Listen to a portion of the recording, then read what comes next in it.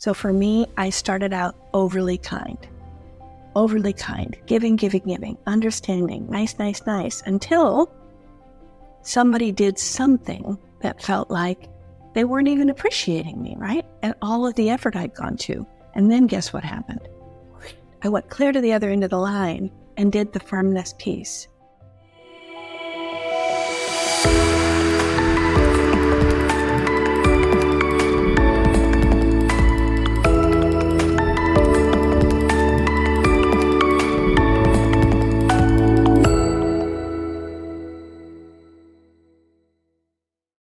You know, Yogi, when I was thinking about our talk today and kind of preparing my brain a little bit, I went back to the very first tool card we have in our deck, which is the 5 criteria for empowering people.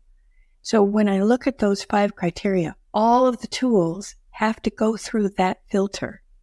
All 5 things have to be met. And therefore, it's like, and I can say them really quickly if you think that would be helpful. Please. Yeah. So the first one is each tool has to help members of the team feel a sense of belonging and significance. So for me, this is part of being a leader, is understanding other people and what they need and what motivates them. So we all want to belong.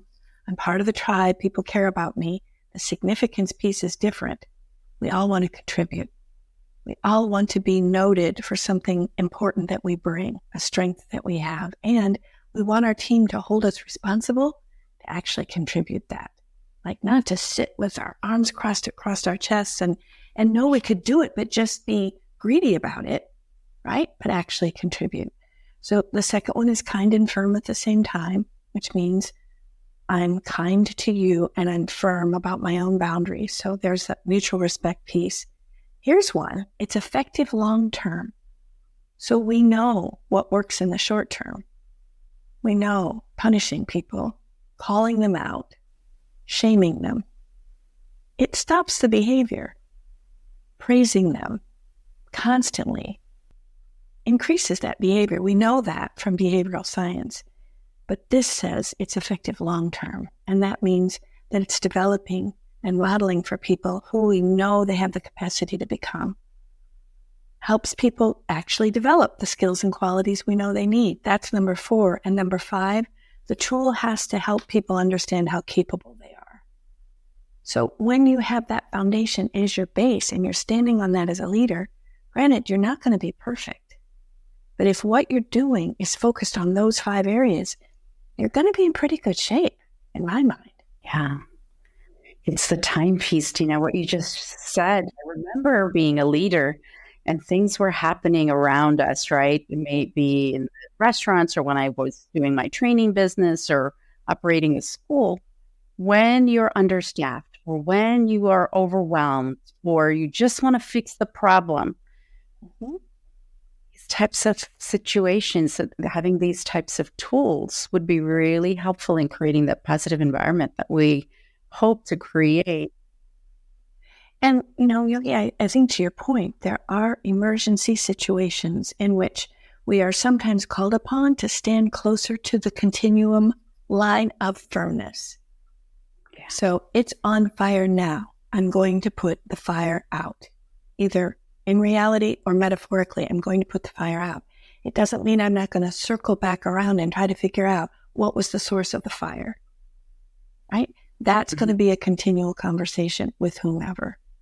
So I guess what I worry about sometimes when we talk about empowerment and we talk about positive discipline, I don't want people to get the impression that this is all sunshine and light, right? And that you have to be smiley and fakey about being positive. It doesn't mean that.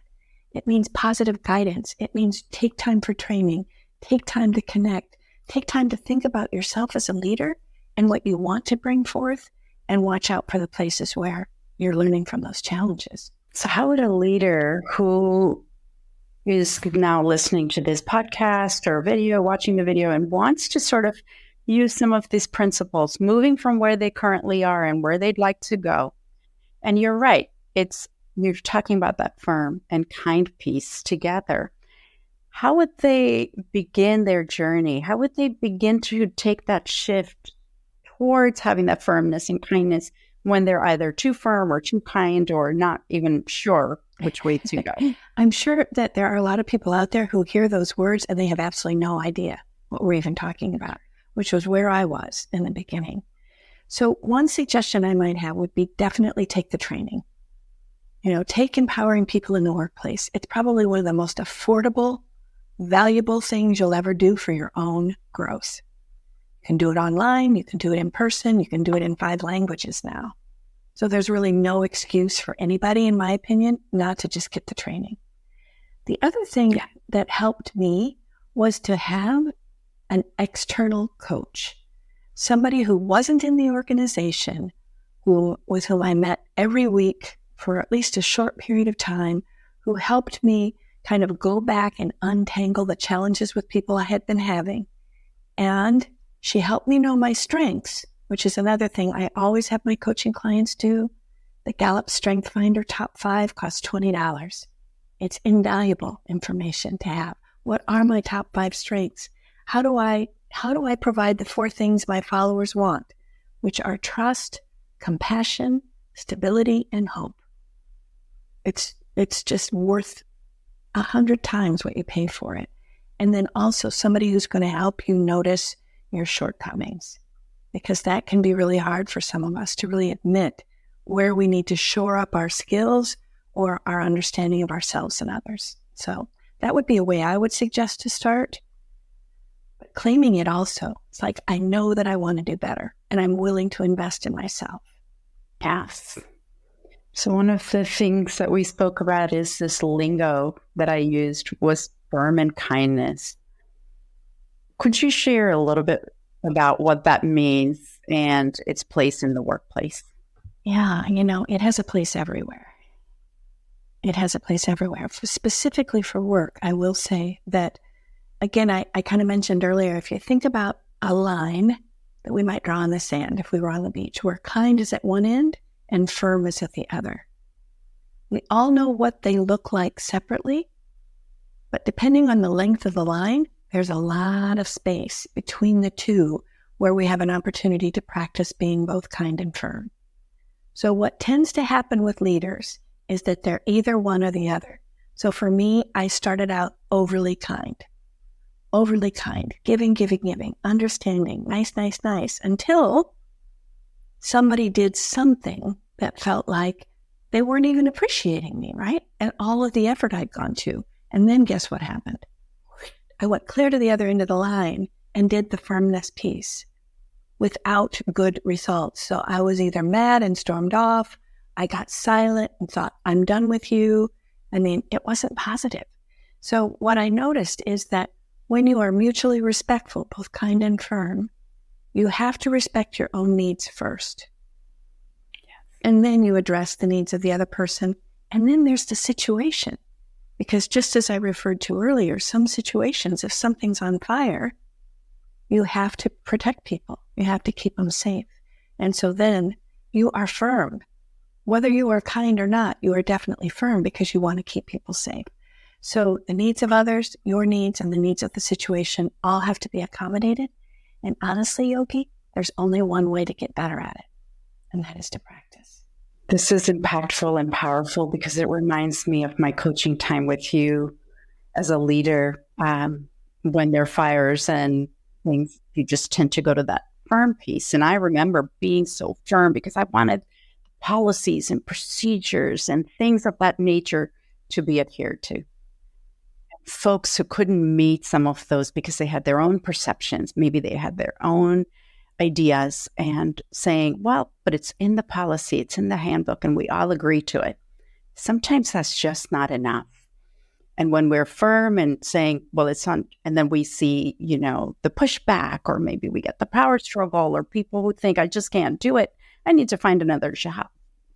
So I appreciate the piece between figuring out that balance, because in that moment, I really believed that I had to do that in order for our agreements and guidelines to matter because of the integrity of which we run operations. And then the piece more is that you could be firm or kind, but if you are not connected to folks, and finding that balance between the both chances are we're going to have other things that pop up. Oh, yes. And Yogi, to your point, I mean, there were times when, I had to say as a director, I totally understand that you're uncomfortable with this. And I'm a little uncomfortable to say, if you can't make yourself comfortable with this, it's okay, but you're going to need to find another place. So it's tricky in these days because people are quitting right and left, and we want to retain our good people as much as we can.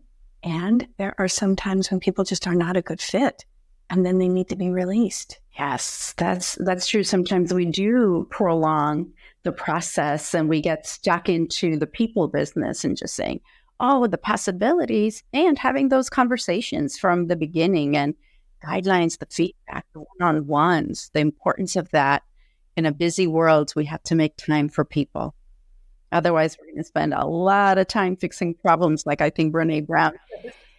Yeah. So I just want to make the one comment before I forget. And what, to your point, a lot of these things will be helpful when you're in conflict. But the truth is the things we teach are also extremely preventative. So when we have these tools in place, when we talk about agreements, when we understand people's different perceptions, when we have team meetings and can kind of see where everybody is in terms of challenges and ideas, it prevents a lot. So in terms of the long-term aspect of it, it really does prove to be helpful into the future when we have to spend less time doing the same thing over and over again. Spending that time, the valuable time, taking the time to train, that's a great piece. And that creates a quality, even just day 101,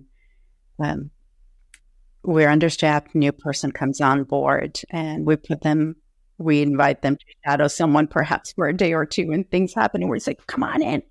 I think it's similar to your experience. Someone has left, come on in. And maybe taking that time for that onboarding piece, which is a huge factor in company culture, introduction to the teams, the welcoming them to the community. Because I remember going to work for the first week and you're just trying to get your bearings in place. You don't even know where anything is or everything is. And that training is basically just adaptation that first week. And then the second week, perhaps you're open to learning a few more tools and taking that time and just creating that space and relationship opportunities for grow. Also, it sounds like the wonderful way of us creating all of these things we know. It's just sometimes difficult to manage them. And with taking the training, there's step-by-step ways that we can create this environment that's both respectful, but supportive to ourselves and to the community. Absolutely. If you like the content of this video, please don't forget to follow. And also, if you want more information, visit the website, yogipateltte.com.